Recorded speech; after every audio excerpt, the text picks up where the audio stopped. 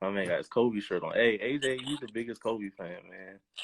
I Nah, I know. just think I'm bad. AJ the biggest Kobe fan, for real. Man, I was crying when that man died. Yeah, it was sad. It was like the world stopped, for real. It was Yeah, it crazy. was. I sat in my room silent for like 4 hours, bro. Like, Yeah. it was crazy. Oh, yeah. It was so crazy. All right. AJ, so starting off again, of course, we got A.J. Thomas here. All met God at Friendly, led Friendly to a state championship game my senior year. After that, he took the JUCO route. JUCO led the nation in scoring, second in assists, player of the year in his region. After that, moved on to Delaware State. So AJ, we was gonna start from the beginning. We was talking about a little before you hopped in here. Boys and Girls Club. You remember those days? Oh yeah, that's where it all started. That's where it all started. Yeah. So tell me about those days. Like, is that where you fell in love, or was it like in the backyard at your house, stuff like that? Yeah, I'll say that's probably when I fell in love with basketball for Washington days. No, Allen Iverson. Iverson was my favorite player at first because I just related to him the most. You know, I was the smallest player on the court growing up, and he was the smallest player on the court. I was fast, he was fast. I had handles, he had handles. So Iverson was my favorite player at first, and then in around 99, 2000, that's when Kobe became my favorite player, and I just became a Lakers fan since then. And my father started coaching me probably 7, 8 years old. Well, he was been coaching me before that, but you know, he was the coach for watching the Boys and Girls Club when I was about 7. Started off with him. You know, he was annoying to me, honestly. But he got me where I was supposed to be. You know, I was a PG County All-Star, even back then, 7, 8 years old, 9 years old. I remember Coach Parker coming to my games when I was either 9 or 10. And I started my first AAU team with Coach Parker. And Coach Parker really taught me a lot, too, about the game. I remember, I don't know if Coach Parker remember, but we was playing Hoop Magic out Virginia in the AAU tournament. And you know me, like, back then, like I said, my favorite players was Iverson and Kobe. So I was just focused on scoring. Like, I'm going to go get 20 this game, you know, 18. And, you know, AAU different. Like, the players bigger, taller. So it was kind of harder for me to score in AAU. And Coach Parker, like, it would be games he would have to bench me. Because, like, it would be games I might do good. And then other games I can't score because they was too big. And I remember one game at Hoop Magic, I probably had like 4 points, but I had like 11 or 12 assists. And Coach Parker told me, he was like, this is the best game you ever played for me. And when he said that, like, it stuck with me forever. Because, like, it showed me that I could dominate a game without having to score a lot of points. And that's when I realized I was a good passer, too, when he first told me that. So, Coach Parker, I thank Coach Parker a lot for, you know, getting me started. He taught me a lot. Definitely one of my favorite coaches ever. Yeah, Coach Parker, he's a real influential guy in the basketball community. You know, yeah. You know a lot about this. Is that when like so what grade was this in? I started with Coach Parker probably 4th or 5th grade with the Maryland Stallions. Okay. And then he was with the Maryland Stallions, and then that's when we transitioned into the Running Rebels, probably like around middle school. But I played with Coach Parker for a good, probably from elementary school to high school, probably like 11th grade. Okay, yeah. So I was with Coach Parker for the whole time. Cause I remember like back to like Boys and Girls Club days. Like I remember you like being a scorer. Like I remember you putting up a lot of buckets. He was like, "Oh, he's the best shooter out here, So when Coach Parker said that, was that like kind of when you changed your approach to the game a little bit? Yeah, that's when I was like, all right, you know what I'm saying, I could do this. Like, I could really dominate a game passing the ball. Like, I don't have to score every time, you know. Even though scoring was a cool thing to do. And I remember my father used to have me watching, like, John Stockton, Jason Kidd. I'm like, man, they boring. Like, I want to see Iverson, you know what I'm saying? Kobe. I want to see somebody. But when Coach Parker told me that, it stuck with me forever. Like, I never told him that neither. But that definitely stuck with me, like, forever. And, you know, even when I went to Friendly, I really played the point the whole time. Because playing with Coach Cole, I was playing the point, even Coach Walker, too. I didn't play the 2 until Coach Garner came. Okay. Friendly. All right. So, yeah. So let's talk about, like, hitting in the Friendly, like, coming in freshman, sophomore year. Like, what was your mindset coming? Like, did you want to just come in and, like, make the team, or was you like, did you want to come in and, like, make an impact immediately? Honestly, but you know, I was at National Christian before that in middle school, so I was gonna stay there, but Coach Walker told me if I came to Friendly that he was gonna put me on the varsity team in 9th grade. So I came to 9th grade. I was a bonehead, didn't go to class. Hey, I was gonna let you tell that part. I was gonna let you tell before I ask you. Didn't go to class. I'm not gonna lie, I didn't go to class. I didn't make the grades my freshman year. Like, I played a couple games. Right when Coach Cole started playing me more, that's when, you know, them report cards came out. And yeah, didn't make the grades, man. Yeah. Class wasn't focused at all. Like, I don't know what I was doing. 10th grade, I almost ain't make the grades again. I remember that too. That was the wake up call. Like, matter of fact, I didn't make the grades. And what's the Spanish teacher? She gave me an F. I was like, yo, what is she doing? So I ain't had a Miss Tejada with the Spanish teacher. I was like, yo, come on, yo. Like, so I had to get a whole grade change. Yeah.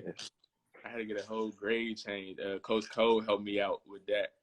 And that was the wake-up call for me right there, because I was starting point guard with Coach Cole, and I was having a great year. Like, I probably was averaging like 16 and 8, 16 and 7 on JV at the time, and I almost flunked off again.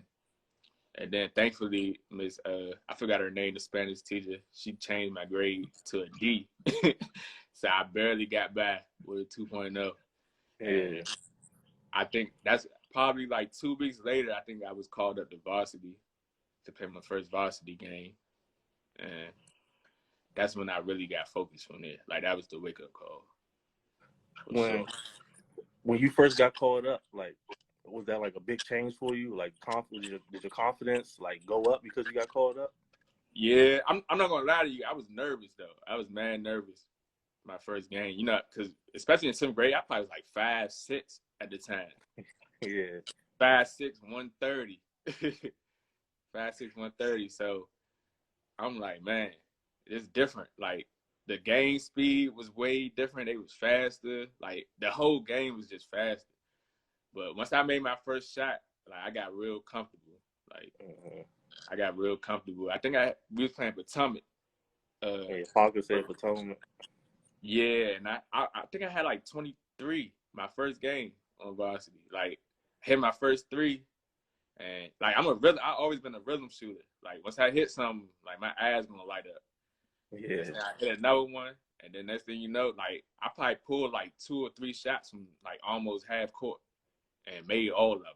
So that's when I knew, like, I could play with them and I could be like one of the best players in the area. Yeah, for sure. And now, like, that was the thing, like going back to like boys and girls club, just hooping in the area, like, even before you got bumped to the varsity, like, everybody always do, like, yeah, AJ, you're gonna be one of the best to come out the area.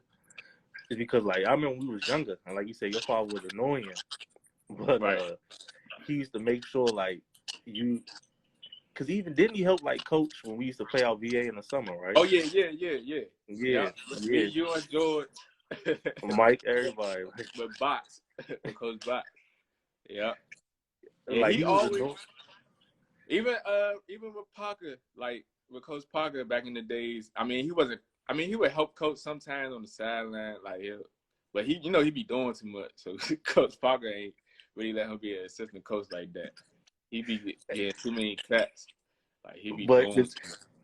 But he kept I do remember he kept us on point though. Like he made sure we knew what was going on in the court. Like he wasn't just out there just playing basketball. He was actually right. Yeah. Oh yeah. Yeah. Nah. Right. Yeah. My father, he know what he doing as far as with the coaching stuff. Like yeah. Ain't no street ball. You just running up, shooting up crazy. Yeah. That's not happening. Wasn't at all. And he used to be, if one person cut the wrong way, he would just go off. I remember that. He would just go off. Right. But so now you on varsity, and then so 10th grade, that was when Coach Walker was still there, right? Then 11th grade changed to Gardner. Yeah. All right. So going into the coach change with Gardner, and then you said that's when you moved to the 2. Was that an instant change, or did that happen throughout the season? It was an instant change when Coach. It was different when Coach Gardner got there. It was a whole different vibe. We ain't know what to expect. Me, Tez, Henry, Mikey G. Nobody knew what to expect. You know what I'm saying? It was you got a new coach or whatever. So we met Coach Gardner the first time, and he was we got preseason workouts, 5 o'clock in the morning. We what? Is he serious?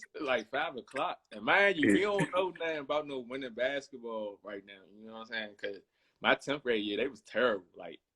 Anytime somebody 5'6" coming up on varsity and 15 years old in the 10th grade and he the best player, that means you not too good.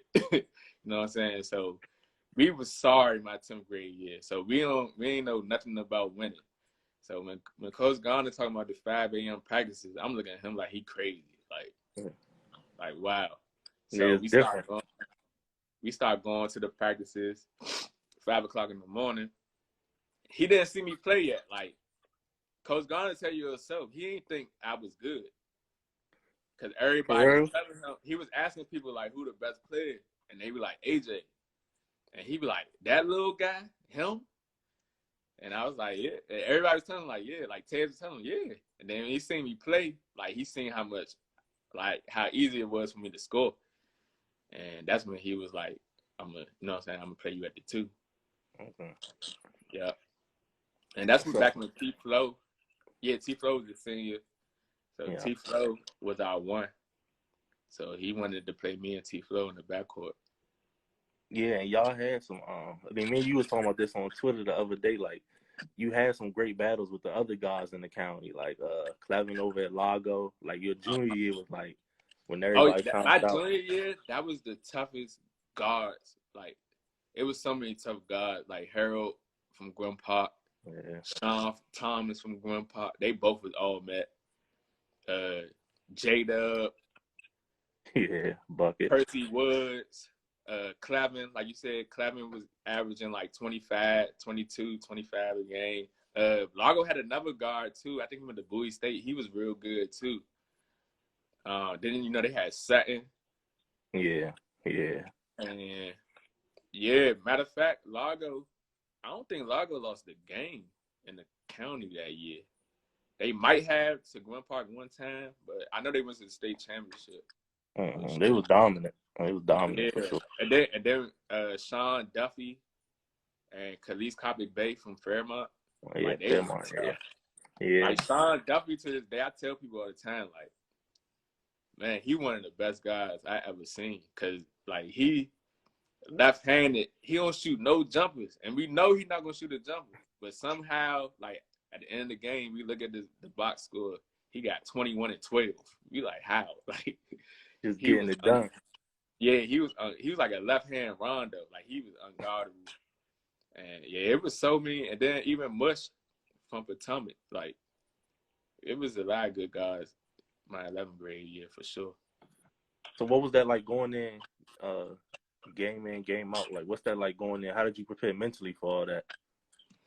Well, I'm not going to lie to you. 11th grade, I feel like our team didn't really like each other. You know what I'm saying? So I was all in because, like I said, Coach Garner brought something different. to the program. Like, he was more serious. Like, he was just way more organized than Coach Walker was. Like, it wasn't even close. Yeah. And like we could have did way better than we did. Like I said, Largo was in 3A that year. They went to the state championship. We played them at Largo. That's the game I had like 37, and we lost by 1 point. And then we played them again at Friendly on a senior night, and we lost by like 1 point again. You know what I'm saying? Like, we could have been good. It's just the chemistry wasn't there. Like, it was just too much going on. Like, everybody wasn't on the same page, and I feel like people wasn't buying in. They was worried about their stats. You know what I'm saying? Girls, like stupid stuff. So it was like we wasn't clicking in the 11th grade.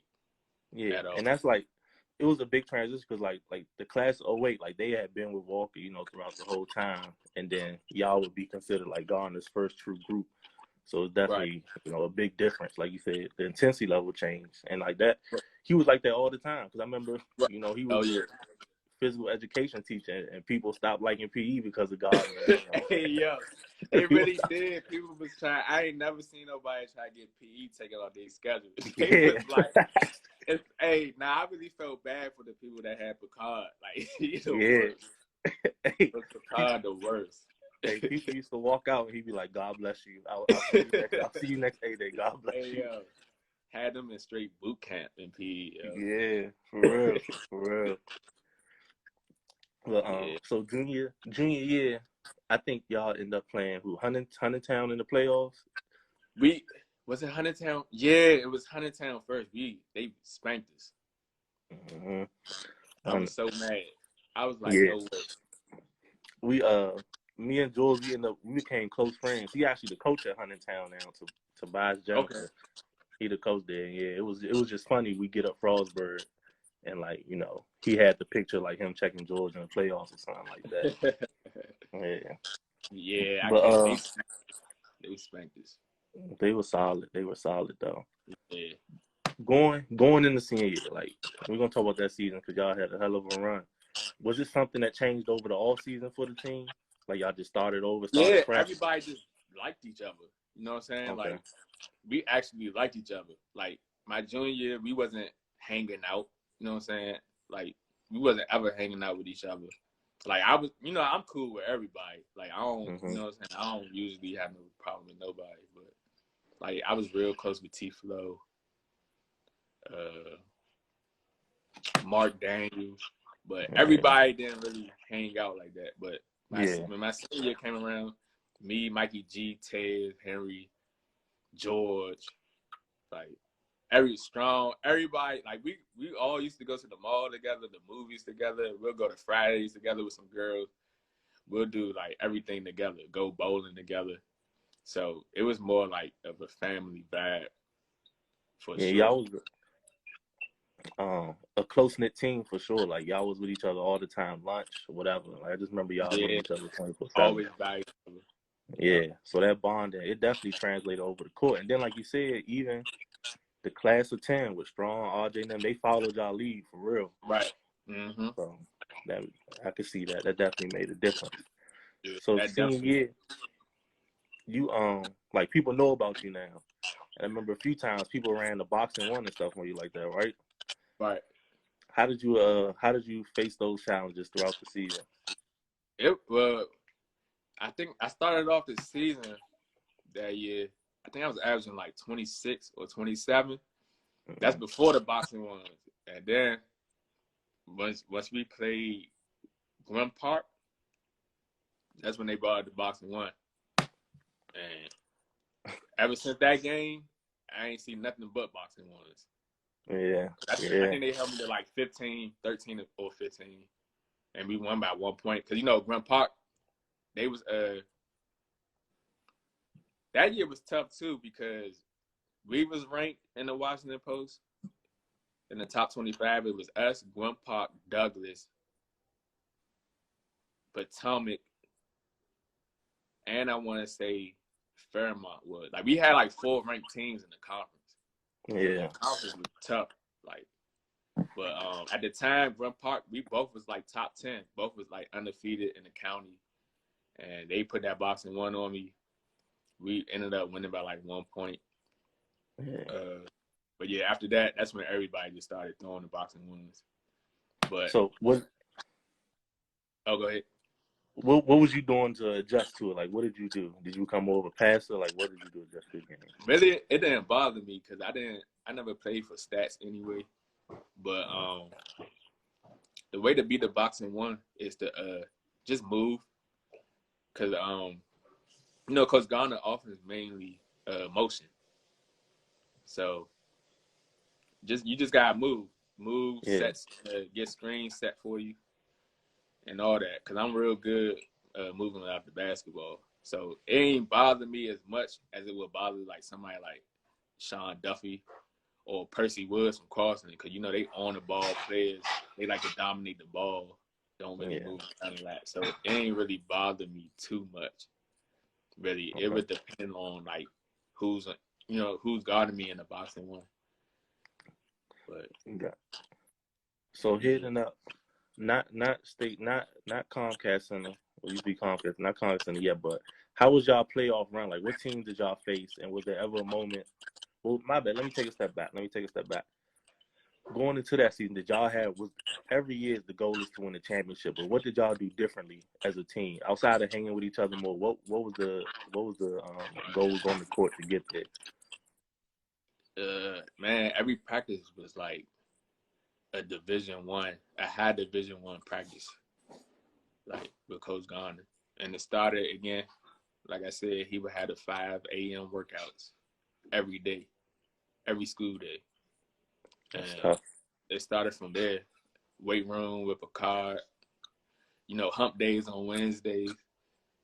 So everybody was just tough. Like I can't name one person on that team that was soft. Like nobody was soft on that team, like mentally at all. And like I said, all of our practices was Division I practices. Like Coach Garner, like he probably the best coach I ever played for, like easily.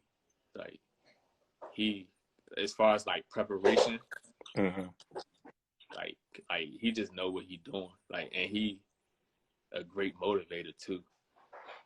Like Coach Garner know how to get the most out of everybody. Like I don't know how he do it, but he know how to get the most out of everybody. So it definitely started in practice. We used to do the craziest drills. Like we used to do one-on-ones. Coach Garner would roll the ball out. This back before like you had the knee pads with the sleeves and stuff. Like we ain't had that yet. So people getting floor burns and all that. Like you gotta dive for the ball, and then whoever get the ball first got to score. We was playing full court defense every practice. Like every practice was like a game. For sure. So that made the games a lot easier then, though. Yeah, every practice. Like we used to lose. Like my unit, our starting five, we used to lose to the second unit a lot. Like people don't know that. Like that's why we were so good. Like I tell people all the time, we was like 10, 11 players deep. Because on that second unit, that's when like Sherrod was that second unit. Because Sherrod was only a sophomore at the time. So it was Sherrod, RJ, who else? Nunu, George. And RJ grew like 3-4 inches that one summer. That was crazy. Yeah. But that showed like it's just crazy like how much talent we had on that team. Like Henry too. Even Henry was in the second unit. So like it was like, it would be days we'll get cooked by the second unit for sure. But that was the reason y'all was able to make that run though. Yeah, definitely. Was there any point during the season that y'all ever thought y'all was gonna come short?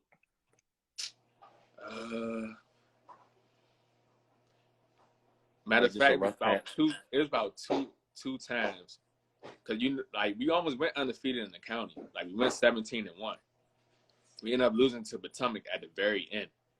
But before that, it was games. We played I think the first close L we almost had was Forestville. I don't know how. Like Forest, they was not good, but for some reason, one of those games. One of them games, and I knew like I didn't even want to play that day. Like for some reason, like you know how you about to have a bad game. Like I could feel it. Like I ain't had the energy in the layup line, so we down 10 points or something going into the fourth. And Tez had a great game. Tez had like probably 18 or 20 points that game. And Tez brought us back. I finally woke up in the fourth and scored a couple points. But those were one of my worst games of the season. That was a close one. I think we ended up winning by like 2 or 4. Another close one was Largo. We always struggled with Largo because they size. Like they always had a lot of big players. And they almost beat us at Largo. We was down 8 or 10 again heading into the fourth. And we turned it up last minute in the fourth. The county championship game, we should have won that game for sure. I remember that day. I didn't even go to class that day. Like, that's how focused I was. Like, I didn't talk to anybody. Didn't talk to nobody. Played them. Should have won. I was so mad when we lost. Like, when we lost that game, like, after that game, I was like, when we come back here, like, I told myself, like, everybody, we told each other, like, we're going to come back too wide and win the championship. Because, like, I hated that feeling. Like, I was so mad after that game. I was like, when we get back here, not losing again. So then we end up playing there again for the regional championship. And I think we beat Lackey. I think it was Lackey. Beat them by like 15. So what was it like making it down the states? Like what was that focus like, you know, like in the locker room with each other? Like what was your mindset going in there? Everybody was focused, really. Like one thing I can say about our team, like I said, everybody took basketball serious. It wasn't really too much playing around going on. You know what I'm saying? Like you would have, you know what I'm saying, like George, he'll say something funny, but because something wrong with him. But like everybody else really, like, everybody was focused. Yeah. You know what I'm saying? Like Sherrod, Hood, Henry Hood, Mikey G, everybody. Brian Brooks. Yeah. Brooks is like our vocal leader. So yeah, we was focused for sure. Every game. Y'all I was talking about this some of my people out here in Baltimore. Like y'all just ran into a tough Lake Clifton squad. Yeah, like if we would have played anybody else like that made it to the state championship, any of them other teams, we would have won easy. Yeah. I was sitting there watching them games like, oh my God. Like, like we really gotta play the number one shooter. You know, like Will Barton was the number one shooting guy in the country. Hey, yo. Then they had like the center was about 6'9". Yeah. I think he ended up going to like UConn or something. Then his brother Antonio Barton. Yeah. That was so tough. Yeah. Like they had like multiple D1 players like right there in the starting line. Matter of fact, their whole starting 5 went D1. Yeah, that's tough. Yeah, like, and then like, but I thought like we was gonna compete better than what we did. They was just too big. Like I thought everybody played hard. Really, it was just nothing we could do. Like they was getting all the rebounds. They was getting all the rebounds. Like, and they was just as good defensively as we was, because we was great on the defensive end. And then they started. I think they started Will Barton on me. They was like kind of playing. They was kind of playing a boxing one, kind of. But they just wouldn't let me catch the ball. And Will Barton and Antonio Barton would switch off on me. Like they'll take turns guarding me. And you know, Will Barton about 6'6". Yeah. Antonio Barton got some size on him too. He was like 6'3". So I couldn't really dominate that game as far as like scoring. Like they just had so much length on me that game. Yeah. it was hard. Like that was the hard game for sure. Yeah, and then like I know this kind of a little bit off, but like speaking of the title on y'all team, you know, you ran in Lake Clifton. A lot of people talked about, you know, like the differences and like between public and private. Like, what was your take? What's your take on all that? I think the only difference is like, it depends what private league you know what I'm saying, what private school league you talking about. Because my senior year, me and Coach Garner, like we played in Sidwell Friends, you know what I'm saying, that summer league. We won the whole championship. We beat Sidwell Hills Friends every time we played them. Because I seen Josh Hart tweet something like he would have averaged 40, something crazy. Yeah. And the crazy thing, I think he was on that team, like when we beat Sidwell Friends. So I'm like, what are you talking about? So it depends on like the private school league you're talking about, like the WCAC. I mean, that's the best league. You know what I'm saying? It's undeniable. That's the best league in the area. That might be the best league in the country. You know what I'm saying? So WCAC, great, but those other private schools, no. Like they would have lost it. I was telling B. Will, that coach at Bowie State, you know, he went to Riverdale Baptist. Riverdale Baptist was ranked top 10 in the Washington Post my year. We was ranked top 10. We were supposed to play them, and I told B. Will we would have beat them. So, like, I don't think like that 40 points thing they talking about is crazy, especially if you're a guard, because PG County was full of guards. So if you're like a 6'1" guard, you're not about to average 40. Like, it's a lot of bodies for you. Yeah. And then you gotta check people too. Like I feel like they just unaware. And it's like they live under a rock. Like they don't know who Sean Duffy is. Like you know what I'm saying? They don't know who Percy.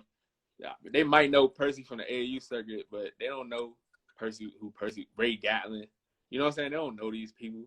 Like Daryl Trahan was ranked in the country. Yeah. Played the best AAU team in the area, DC Assault. Daryl was in the WCAC when he came to Wise. What he averaged like 22 or 23. So it's like, how can you say that? You know what I'm saying? I mean, Daryl didn't say that. You know what I'm saying? But I'm like, what are y'all talking about? And then I was telling people, I'm like, yo, Will Barton was the #1 shooting guard in the country. Like, in the country. He was a McDonald's All-American, top 10 player in the country. He went to public school and averaged like 22. So, you know what I'm saying? Like, what? What are y'all talking about? And I think, like the thing was, I feel like a lot of those people, especially the ones who made it to the pros, who were saying that, like, I feel like they was thinking of their skill set right now back in high school. They talking about, you know what I'm saying? Like, back then, no way. Like, what? Like, the only one who I could see Chris Wright averaging, like, 35. Because he averaged 30, almost 30 in the WCAC. Right. So he could talk all he want. Like, he could, if he's saying that, cool. But them other people saying it, like, come on, yo, knock it off. Knock it off. Like, you was like, and people forget, like I was B. Will was asking me how much how much do he think do I think Quinn would have averaged? And I told him, like, and because, you know, B. Will went to Bowie State with Ray Gatlin. I'm like, bro, to be real with you, back then, like, don't get me wrong, I think Quinn a better player. Like, it's a difference between player and score. Like, if you talking about averaging 30, 35, you got to be like a bucket. Like, you got to be a one-on-one elite scorer. You know what I'm saying? And I told him, I said, bro, I can see Quinn averaging like 25, bro. And he like 35. I'm like, bro, how? Ray ain't average 35. He can't score. Back then, he wasn't a better one-on-one scorer than Ray. Like, Ray could really score the ball. I think Ray was like 28 a game, probably. So I'm like, nah, I don't see it. And then I was telling, like, you got to remember, if you that dude in public school, they going to box and win you. You know what I'm saying? They really going to box and win you. So, like, that 35 not happening anyway. Like, they gonna box and win you. And then just the mentality, man, it's just like, nobody, you wasn't walking in nobody's gym. Exactly. And it's different. Every night.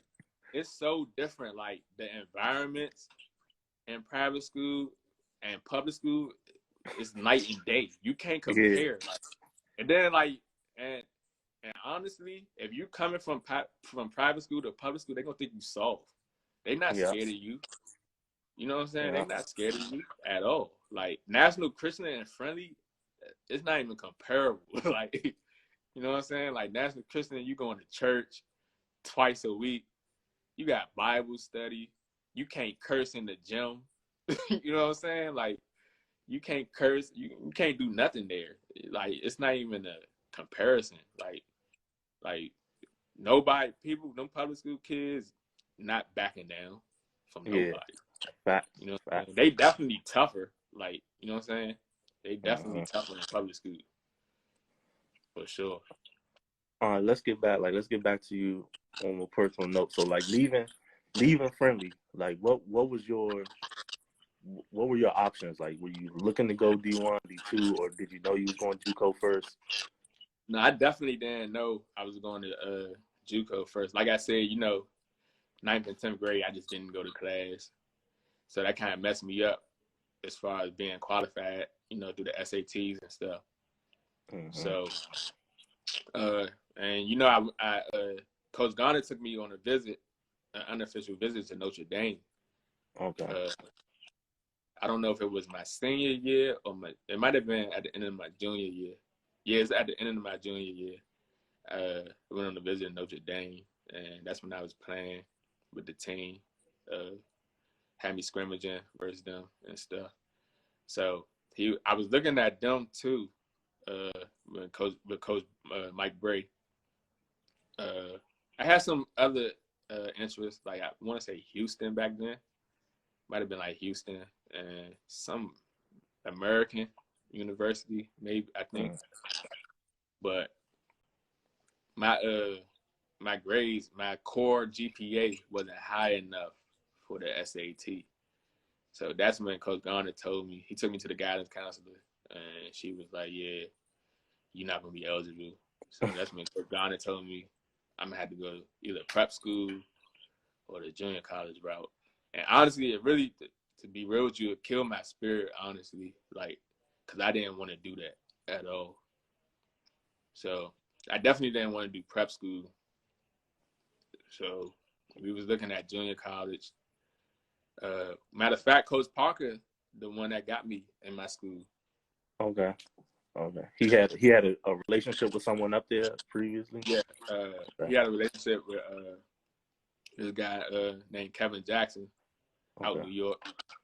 And Coach Parker was telling them about me. And then he made me go. I remember my brother was with me. He made me go out to New York. I had to play in front of him.